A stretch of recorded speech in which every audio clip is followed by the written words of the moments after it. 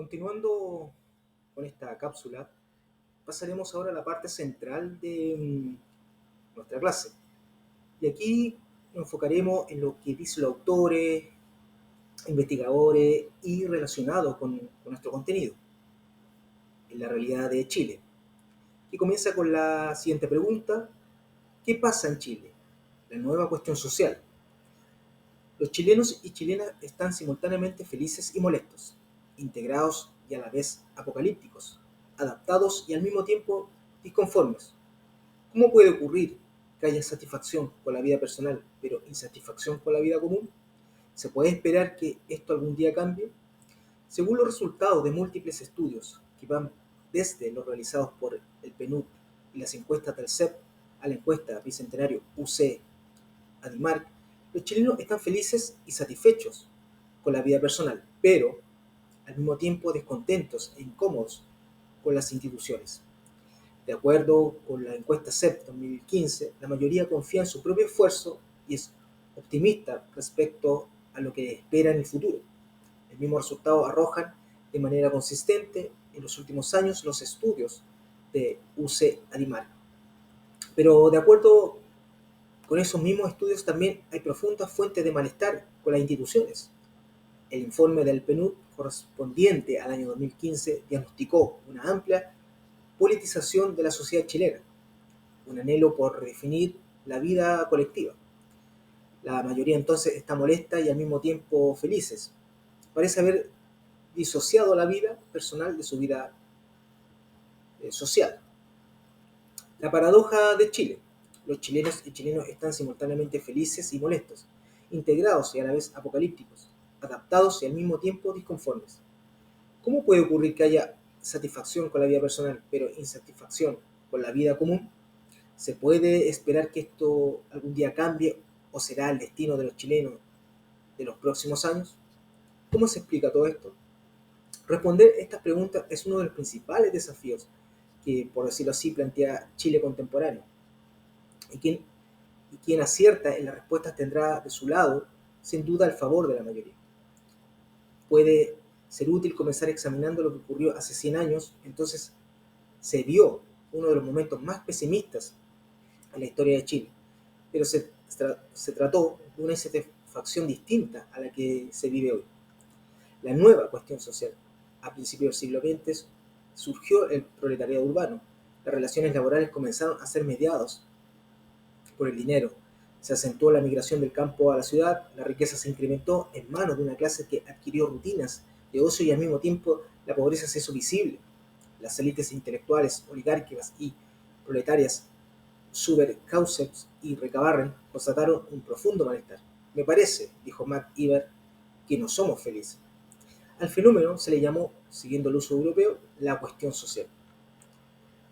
Hoy día la situación es distinta. También hay malestar, es cierto, pero a diferencia de lo que ocurrió hace 100 años, ese malestar existe sobre un fondo amplio y firme de satisfacción personal. Se hace, si hace 100 años el problema era el surgimiento del proletariado urbano, recordemos que eran grandes masas desarraigadas, agrupadas en la periferia, sometidas al trabajo asalariado y excluidas del consumo.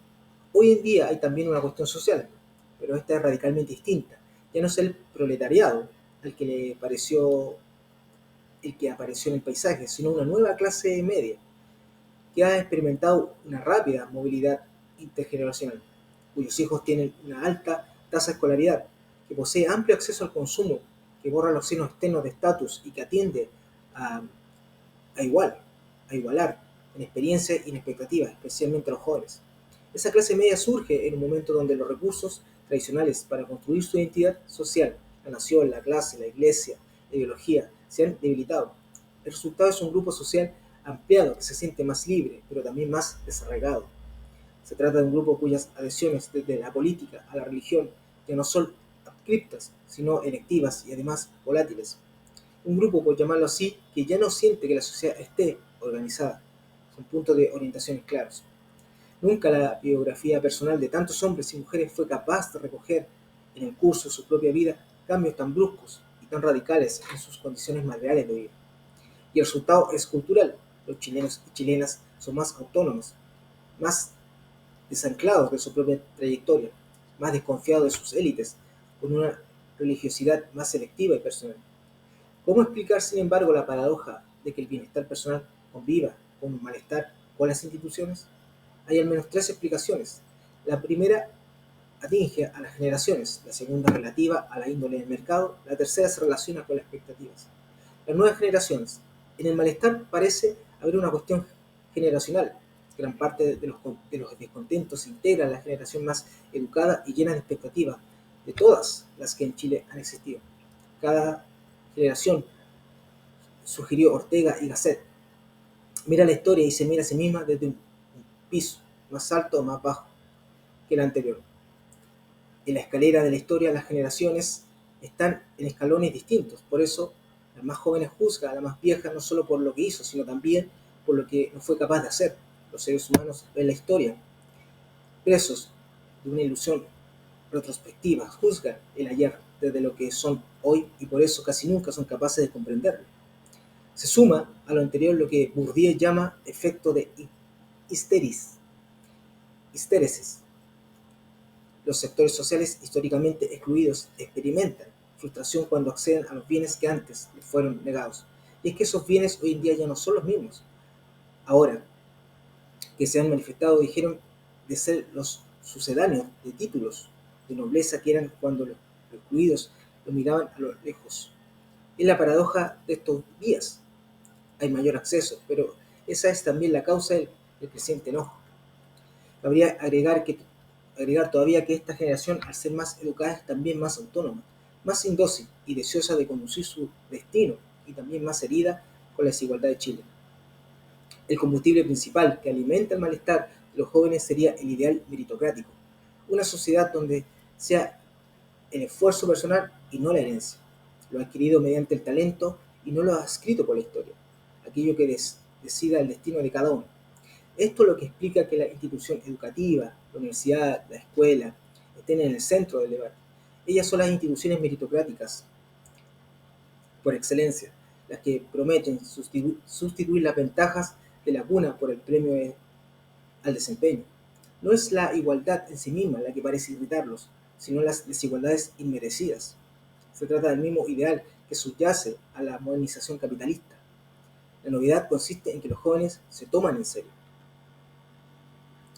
Pero eso no es la única explicación. Todavía puede sostenerse lo que está fallando en Chile. Es el cemento de la sociedad. Hay menos vínculos.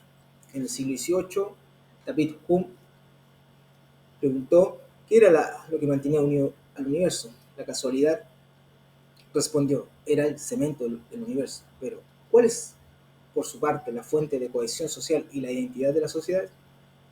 ¿Cuál es el cemento de las sociedades, lo que las mantiene unidas? Las sociedades son simples sistemas de intercambio, son un fenómeno de mercado, requieren redes simbólicas que las sostengan. En la modernidad, que la literatura llama organizada, existían redes simbólicas, firmes con apoyo, en las cuales los individuos construían sus identidades, su sentido de pertenencia, la nación, la clase, el barrio, todo lo que le permite orientarse en el mundo social. La modernización rápida en Chile ha experimentado, eh, debilitó esas redes simbólicas a las que las personas se sentían adscritas. El fenómeno, es probable, afectó principalmente a la clase media, esos nuevos grupos incorporados a las rutinas del consumo, que en el curso apenas una vida han experimentado cambios antes tomaban generaciones. Y es que el mercado en torno al cual esos grupos se han constituido amplio, el consumo, pero no la participación, provee bienestar material, pero no brinda reconocimiento, favorece la comunicación, pero no estimula el diálogo, acentúa la individualidad, pero deteriora la vida cívica, licúa las tradiciones, pero no entrega nada que la sustituya, libera de la miseria, pero deja la sensación de estar a la intemperie. Por eso, el malestar frente a lo colectivo que los estudios detectan, hay una demanda de comunidad, de vínculos sociales, de todas esas cosas que antes proveían las fuentes tradicionales de la sociabilidad, la plaza, la iglesia, el barrio, las entidades que el mercado, con su fuerza transformadora, ha ido deteriorando. Una segunda explicación de la paradoja, entonces, es que el mercado dio bienestar, pero deterioró el cemento social. Los nuevos deseos. La tercera explicación la proporcionó hace de 2 siglos Samuel Johnson, el famoso doctor cuya biografía hizo Westwell. Según consignó Westwell, el doctor Johnson solía decir que la vida es un progreso de deseo en deseo, no de disfrute en disfrute. Lo que Johnson quería decir es que la vida humana, cuando evoluciona y crece, transforma sus apetencias, o para decirlo en términos más sociológicos, sus expectativas. Marx había estado de acuerdo. Cuando las condiciones materiales cambian, los hombres, dice Marx, se ven forzados a considerar sus condiciones de existencia y sus relaciones recíprocas con desilusión. Es lo que apunta en su estudio sobre el antiguo régimen y la evolución Tocqueville. La Revolución Francesa sobrevino no cuando Francia estaba peor, sino al contrario, cuando estaba mejor. Podría decirse que a los franceses les pareció más insoportable su posición cuando mejor era. La situación sería exactamente inversa a lo que en los años 60 diagnosticó Aníbal Pinto. Él sostuvo que el problema de Chile consistía en que no contaba con un sistema político que alentaba las expectativas, pero con un sistema económico que era incapaz de satisfacerlas. Hoy en día Chile estaría en medio de una inconsistencia similar, solo que invertida. Contaría con un sistema económico que expande el consumo y contribuye a ahorrar los signos externos de estatus, pero con instituciones y reglas que no condicen los supuestos que subyacen a ese mismo sistema económico. En términos hegelianos, la sociedad chilena no estaría a la altura de su realidad. Hegel llamaba realidad no a las cosas que saltan a la vista, sino a lo que subyace a ellas. Por detrás de la sociedad moderna y de sus contradicciones había, pensó Hegel, un patrón normativo, la igualdad entre ellos, que pugnaba por salir. Pues bien, algo semejante parece estar ocurriendo en Chile. La modernización capitalista generalizó los patrones normativos, por lo que hoy en día se juzgan las instituciones y las personas entonces quieren poner a la sociedad chilena a la altura de su realidad. Existen otras palabras como consecuencia de la modernización capitalista, de una cultura meritocrática, para la cual una sociedad justa es la que distribuye recursos y posiciones en proporción al esfuerzo personal, pero instituciones que se resisten a que el mérito impere. No es esa la razón, hay que insistir una y otra vez, que alienten las quejas respecto del sistema educativo, que es más sensible a la cuna de las personas que el esfuerzo que cada una de ellas hace. No es la misma razón que subyace en las quejas contra los sistemas de crédito o retal que timan a las personas impidiendo que su esfuerzo valga la pena. Ese cambio de expectativas, o cambio, diría el doctor Johnson, ese cambio de deseos, podría explicar también la disociación que, según el informe del PNUD y la encuesta CEP, afecta a las personas entre su experiencia personal y las condiciones sociales. La gente parece pensar que sus logros son independientes del entorno que los hizo posibles. La política y la nueva cuestión social. Aquí lo explicamos desde los desafíos. Plantea la política la realidad que se acaba de describir. Ante todo, será necesario compatibilizar la distribución de recursos en proporción al éxito que este producto del esfuerzo, el ideal meritocrático, con reglas del juego que reduzcan el costo del fracaso, es decir, que establezcan una cierta igualdad de resultados al margen del desempeño. La sociedad chilena, como fruto del debate de estos últimos años, parece estar inclinándose hacia una fórmula. Esto explicaría el equilibrio que las encuestas muestran entre la preferencia por el mercado y la preferencia por el Estado. Hay pues la necesidad de que las políticas públicas no se orienten solo a la igualdad de oportunidades, sino también, en ciertos ámbitos, a la igualdad de resultados. No es propiamente un anhelo de solidaridad y de igualdad estricta la que se anhela. Se trata más bien de la necesidad de un cierto seguro que permite competir sin que se vaya la vida en ello. Junto a lo anterior, habrá que tejer redes simbólicas, inevitablemente abstractas, que permitan a los chilenos y chilenas reconocerse como miembros de un espacio o un ámbito común. Cuando el PNUD 2015 diagnostica una politización de la sociedad chilena, esta en realidad detecta la búsqueda de esa pertenencia simbólica. El esfuerzo por construir un vínculo que la gente desarraiga por el dinamismo del consumo y la privatización de la vida, percibe ha desaparecido. Este es el combustible que encontró la cuestión constitucional. Ella es un desplazamiento del verdadero problema. No son nuevas reglas constitucionales las que anhelan, sino el esfuerzo de construirlas, el proceso de dirigir un ámbito compartido. ¿Qué esperar del futuro? ¿Se acortará la brecha entre bienestar subjetivo y malestar con las instituciones?